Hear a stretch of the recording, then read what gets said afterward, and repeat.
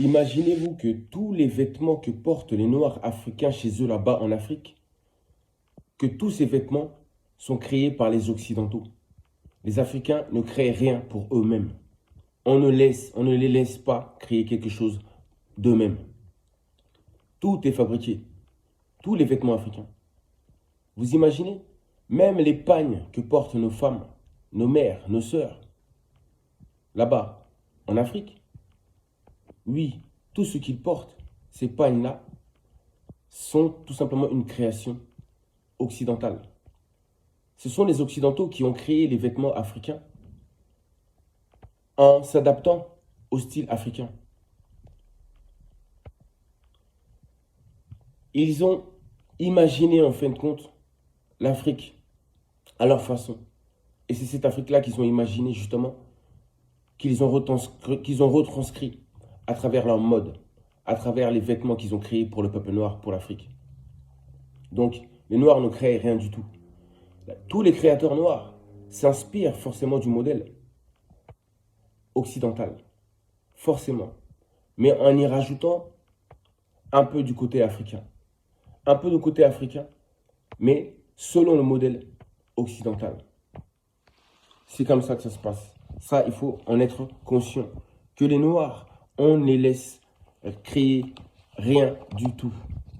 Les Noirs n'ont pas le droit de créer. Ils ne peuvent pas créer. On ne les laisse pas créer. On crée tout pour eux. On leur vend tout. Ça, de toute façon, vous connaissez déjà. Je ne vous apprends rien. Peut-être juste à propos des pagnes, pour ceux qui ne le savaient pas. Alors, le nom véritable de l'Afrique, c'est Congo-Katiopa, berceau de l'humanité. Congo-Katiopa et non pas l'Afrique. Car l'Afrique, ça c'est un nom donné par les Occidentaux.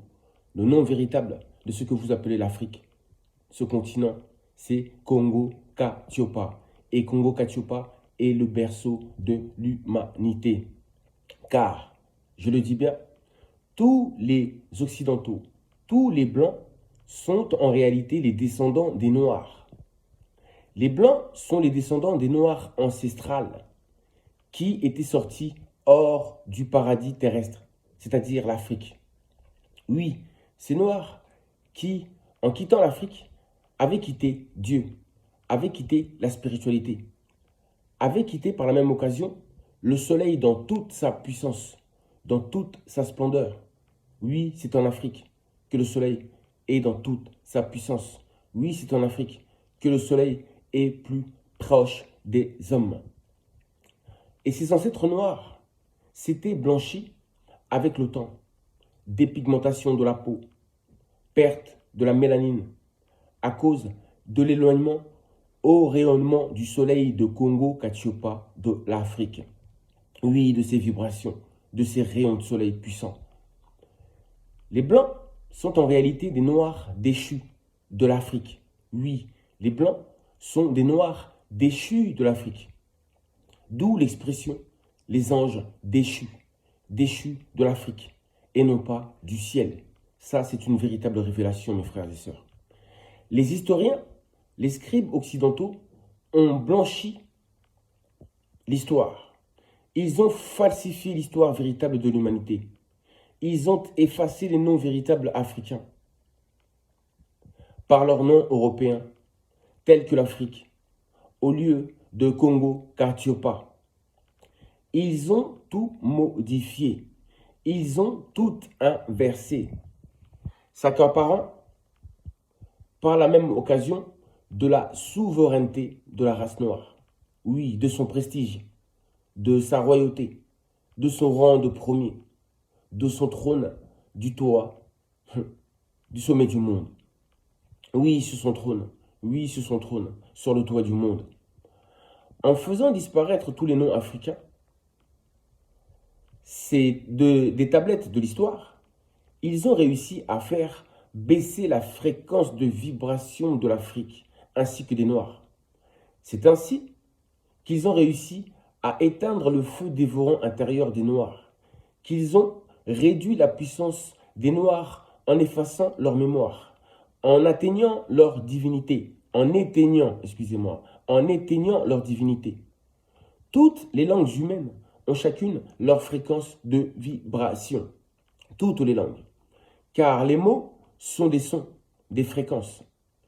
Les langues africaines ont les fréquences de vibration les plus puissantes. L'Afrique, Congo-Katiopa, possède la langue originelle qui se nomme le Kikongo ou encore le Congo, oui, la langue Congo.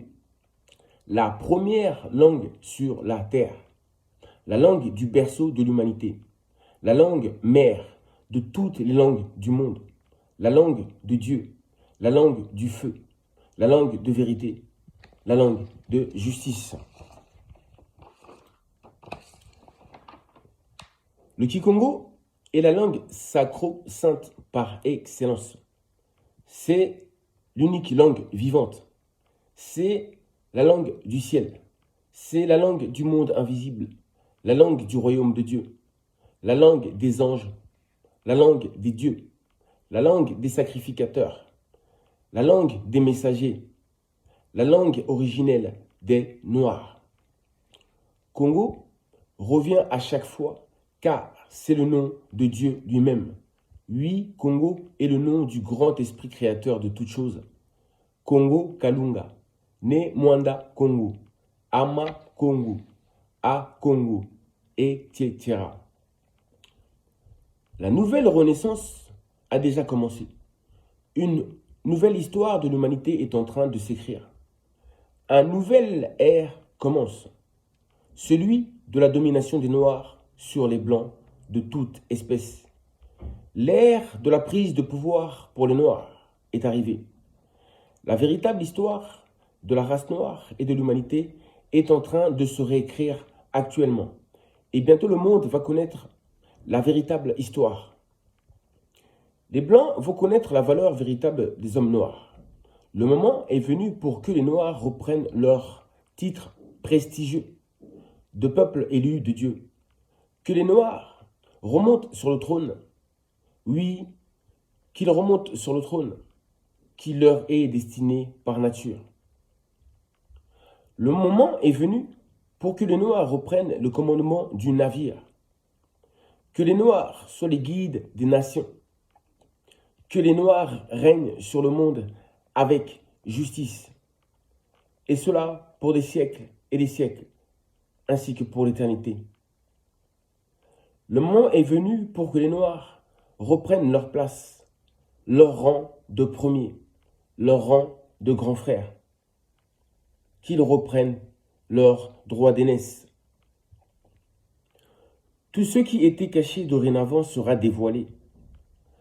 Tout ce qu'ils ont caché sur l'histoire des Noirs sera complètement dévoilé, car le voile invisible, la couverture spirituelle est déjà tombée. L'esprit de vérité, c'est-à-dire la lumière de Dieu, oui, son esprit de révélation est entré dans notre monde. Et de ce fait, plus rien ne peut plus être caché. Tout ce qui était sombre, ténébreux, deviendra éclairé. Le mensonge est démasqué. Tout ce qui était caché est retrouvé. Je vous dis à très bientôt, mes frères et sœurs. Même pas. Avant de vous quitter, je voulais vous parler de ceci. Une chose. Beaucoup de mes frères noirs ou sœurs noires aiment bien utiliser l'expression animiste. Ils ne cessent pas de dire « Oh oui, moi je suis animiste, je suis animiste, je suis animiste ». Mais moi je vous dis que nos ancêtres dans les temps les plus reculés n'étaient pas animistes. Non, ils n'étaient pas animistes. Parce que déjà, quand vous dites animiste, ou encore, ça vient du mot animisme, cette pratique, et vous pensez que cela vient de vos ancêtres. Mais sachez que ce mot même, c'est un mot occidental, ce n'est pas un mot africain. Donc ce concept-là, c'est un concept occidental et non pas africain. Ce concept-là n'existait pas chez nous, en Afrique. Déjà, vous utilisez les mots que vous ne savez même pas la signification. Avant de dire des choses, il faut d'abord apprendre qu'est-ce que ces mots signifient. Voici la définition du mot ou du terme animisme. Écoutez, vous allez comprendre beaucoup de choses. Conception générale qui attribue aux êtres de l'univers, je répète, conception générale qui attribue aux êtres de l'univers, aux choses, une âme analogue à l'âme humaine. Tendance qu'ont les enfants à considérer les choses comme animées et à leur prêter des intentions. En vérité, c'est de l'idolâtrie, pure et dure. C'est tout simplement de l'idolâtrie. C'est juste de l'imagination. Et c'est tout. Animisme.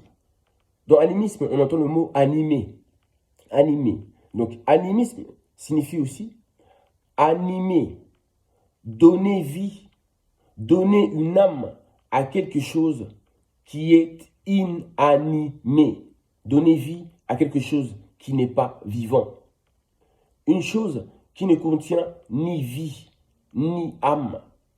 Juste des objets. Tout comme le fait un enfant. Mes frères et sœurs, est-ce que vous pensez franchement que nos ancêtres noirs, dans les temps les plus reculés, dans leur splendeur, dans leur souveraineté, vous pensez franchement qu'ils avaient de telles sortes de pensées? Vous pensez que ça, c'est la croyance de nos ancêtres, ça? Vous imaginez un peu, je le répète. Conception générale qui attribue aux êtres de l'univers, aux choses, une âme analogue, semblable à l'âme humaine. Tendance qu'ont les enfants, c'est bien écrit là, tendance qu'ont les enfants à considérer les choses comme animées et à leur prêter des intentions, alors que ces choses-là n'ont pas d'âme. Alors que ces choses sont des objets inanimés, c'est-à-dire sans vie. Et vous leur donnez une âme semblable à l'âme humaine. Vous imaginez un peu? Donc, avant de dire je suis animiste, il fallait d'abord essayer de comprendre ce mot créé par les Occidentaux. Qu'est-ce que signifiait ce mot? Quel était son sens? Dans quel sens ils ont utilisé ce mot-là? Donc, au lieu de dire je suis animiste, il fallait d'abord chercher à comprendre qu'est-ce que ce mot signifiait d'abord. Et dès lors vient la lumière. Et dès lors, c'est la révélation. On comprend que il est impossible que nos ancêtres aient été animistes. Les Noirs n'ont jamais été des animistes. Les animistes, là, vous avez vu, ce sont des bêtises. C'est à cause de ça, justement, que le peuple noir a chuté. C'est à cause de toutes ces mauvaises pratiques. L'ignorance n'est jamais bonne pour personne. Oui, c'est bien l'ignorance qui a détruit mon peuple. Mon peuple périt par manque de connaissances. Mon peuple est juste dans le divertissement. Il préfère se divertir, mais ne prend pas le temps d'analyser, d'essayer de comprendre. Les mots, c'est très important, car je le dis, derrière les mots se cache la vérité. Je vous dis à très bientôt. Prenez soin de vous. Que Dieu vous garde.